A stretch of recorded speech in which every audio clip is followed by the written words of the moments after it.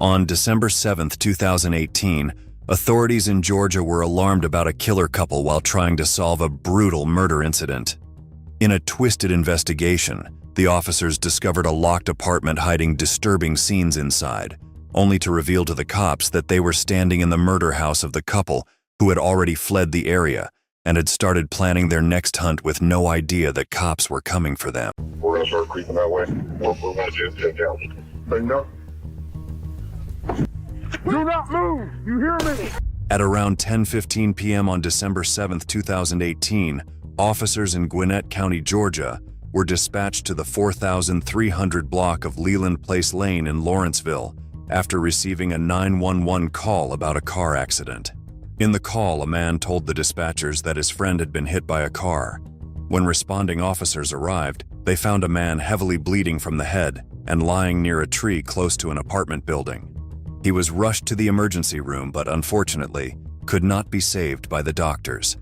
The man was identified as 32-year-old Marcos Guerra Lopez, an immigrant from Mexico. Marcos died the next day from a blunt force trauma to the head that had further fractured his skull and injured the orbital part above the eyes. Officers noted that there were no visible injuries on the man below the neck, which led them to suspect that it was maybe not a car accident that killed him. By the time the case was handed over to the county detectives, they were already 2 days behind on their investigation. Starting from scratch, detectives first met with the 911 caller to hear the initiating events that turned lethal. This man worked with Marcos as a construction worker, and the incident happened 2 weeks after Marcos had returned from his hometown in Mexico. I'm Detective Smith. You're not in any trouble. All we care about is finding who did this. Does his family know what happened? Yes. Okay. So start from the beginning on Friday and tell me how you got to that point. The man said they were using an online app called Meet Me to find a woman for Marcos. I saw that girl, Glenda Williams, on the Meet Me app, and she's was giving out her phone number, saying money for that's all her, like, for him. Mm-hmm. Because he doesn't speak English, right? Yes, because he just got here to Lawrenceville like 3 weeks ago from Mexico. Okay. I asked her, do you have a place? And she's like, yes, I got a vacant place, an apartment where I was living. According to the man, Glenda told them she used her old apartment for these meetups and invited them to drive to the same place.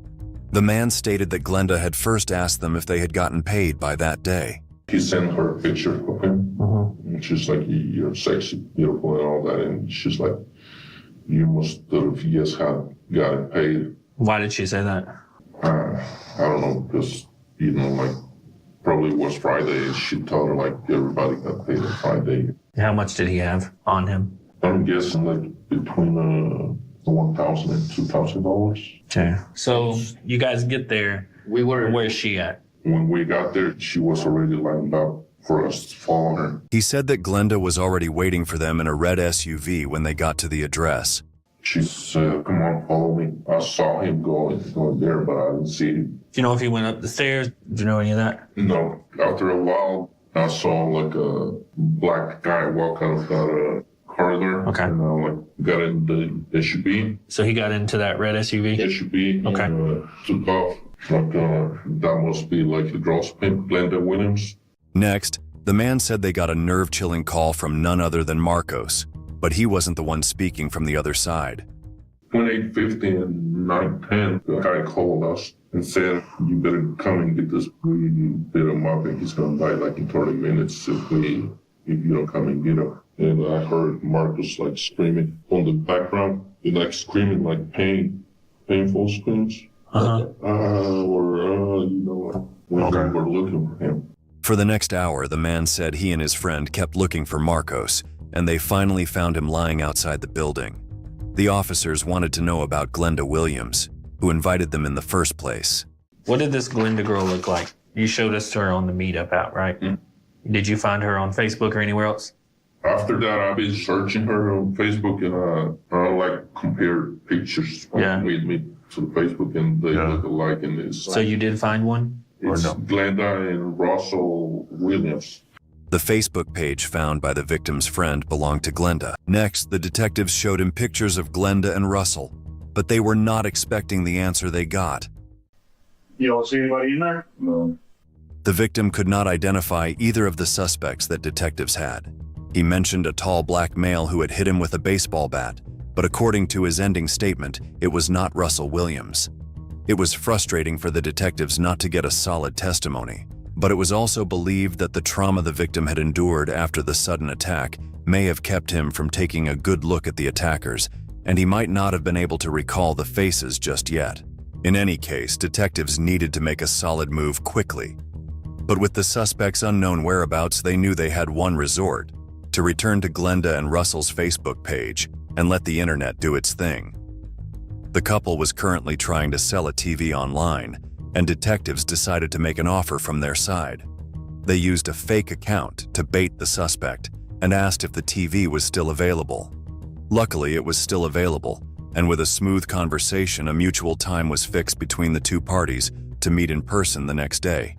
Hope hovered over the investigation, assuming that the suspects would fall into the trap themselves without the detectives having to find them. Detectives obtained 2 warrants for Glenda regarding aggravated assault and armed robbery. If everything went according to plan, detectives would have enough to take the suspects into custody. However, things could also go wrong, as there was no surety about who and how many of them would be there. With the assistance of an undercover sting operation officer from the narcotics unit, detectives headed out to the meeting point with their eyes on a red SUV's arrival. Going to be in that maroon Mercury Mariner, so that's good for us. So we'll also have the car that they were in when the homicide occurred. Now we wait until she shows up. They're going to deploy a flashbang for the element of surprise. And then, the hunt showed up. Mercury SUV pulling in. Yes. We're gonna start creeping that way. We're gonna see it check out. Say no. Please, let us your stand! Put your hands up! Put your hands on your face! Put your hands on your face! Put your hands on your face right now! Do not move! You hear me? Sit still! Keep your head in your face, driver! Keep your head in your face! Do not move! Go to the ground! Go to the ground! Go to the ground!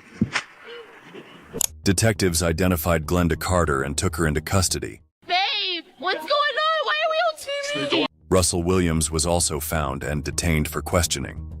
A baseball bat with stains of blood was obtained from the vehicle. You see that bat has blood on it? Glenda said a relative of theirs was present in the inn nearby. Glenda, I'm Detective Smith. Well, you guys are staying at the Red Roof? Yes. Okay, what room are you staying in? 206. Is anybody else in there? Yes, his brother. Okay, what's his name? Zarius Williams. Okay. Detectives decided to deploy into the Red Roof Inn and catch the third partner. Left the door open. Yeah, just move up and try to push it open. I'm gonna go low. All right, I'll I'm go gonna push up. over and you go high here. Ready? Sleep on the bed. Yep. Darius, Gwinnett County Police. I need you to step up out of the bed. Keep your hands up in the air. Move slowly, okay? Step backwards towards me. Another black male was taken into custody.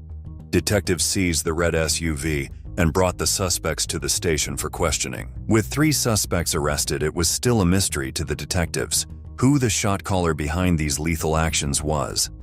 The man caught at the last was identified as 21-year-old Zarius Williams. He's dead as a result of the injuries he sustained from you guys. Well, what's gonna happen, honestly? Y'all are going to be looking at felony murder charges. Okay? So we're all going to jail today. Absolutely, yes. Will I be able to contact family before we go to jail? We might let you do that. No. I just at this point feel like I need to kill myself because look No. what I've done. Listen, No. you have a child to think about, all right? Yes, and I'm possibly pregnant with another one. So it's like I don't have nothing to live for. She don't deserve me as a mom. Well, I don't think that's true. Listen, Glenda, you'll be transported to the jail. You'll see a judge rather soon in the next couple of days who will explain everything to you in regards to your charges, okay? And you'll be able to get an attorney or have one appointed to you. Shockingly, the sympathy for Glenda and Russell due to their daughter also turned into a sad revelation. After detectives tried to know more about the little girl from the Department of Family and Children's Services. It turned out that Glenda had no child in foster care. She was not pregnant, and she did not have a child ever. So I talked to the Department of Family and Children's Services, and I was able to find out that they do not have a child actually, and they have lied about it before. And other times where Glenda's had run-in with the police, she uses that as kind of a tactic where she's told them that she can't go to jail because she has a child at home that she needs to take care of. But they were able to confirm that that's never happened. Within 28 hours, detectives closed the case and arrested all 3 suspects. Glenda Carter was arrested on the charges of murder, aggravated assault, and armed robbery. She was later convicted of all 3 charges. Glenda's partner, Russell Williams, entered an offered plea to murder, aggravated assault, and armed robbery. He was sentenced to life in prison along with his brother Zarius, who would also spend his life in prison for murder, aggravated assault, and armed robbery.